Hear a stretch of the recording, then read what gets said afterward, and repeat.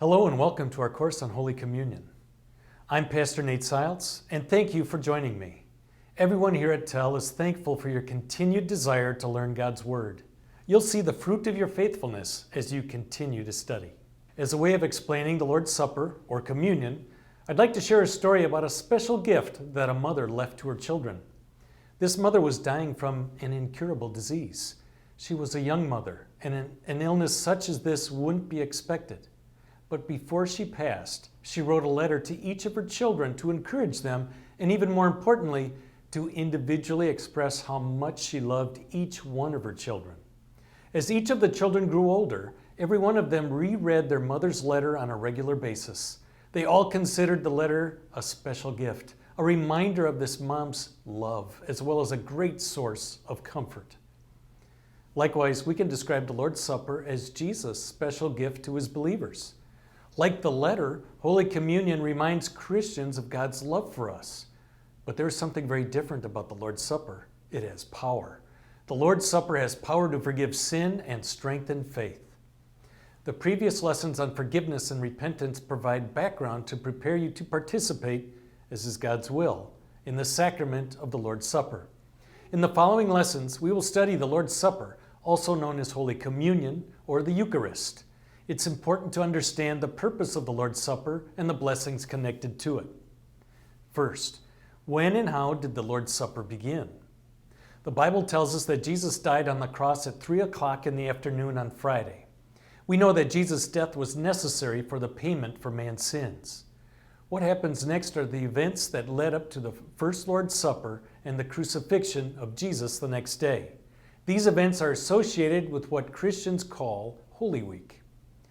Jesus went to Jerusalem to celebrate the Passover on the day we call Palm Sunday. Jesus and his disciples triumphantly entered Jerusalem. On the following Monday and Tuesday, Jesus taught in the temple. Although he taught in parables, the Pharisees, the religious leaders, knew that Jesus was speaking against them, so their anger intensified. Scripture does not mention what happened on Wednesday. On Thursday evening, the night before Jesus' crucifixion, Jesus was gathered with his disciples in an upper room in Jerusalem. He had come to Jerusalem to celebrate the Passover meal. The Passover was celebrated every year and was the most important religious celebration for the Jews. It commemorated the Jews, or the Israelites, being delivered from slavery from the Egyptians about 1,400 years earlier. The culmination of the Jewish Passover festival was the Passover meal, when they ate the same food that was eaten in the first Passover meal just before leaving Egypt. Jesus took some of the food from the Passover meal, namely the wine and the bread without yeast, and used it to make the first Lord's Supper. The first Lord's Supper took place on Thursday evening.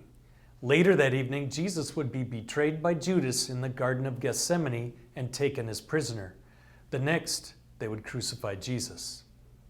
At this point, it would be good to read the book of Exodus, chapters 6 through 12, as background information. Exodus is the second book of the Old Testament, found right after Genesis.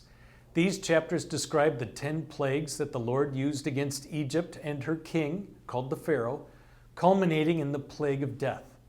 These chapters describe how the Israelites were spared the plague of death and how the Passover meal was eaten. It would also be good to read the book of John, chapters 13 through 17. John is the fourth book of the New Testament. These chapters describe all the things that happened in the upper room on that Thursday evening, including the first Lord's Supper, the day before Jesus' crucifixion. In our next lesson, we will learn more about Holy Communion and what we receive. Until then, God's blessings.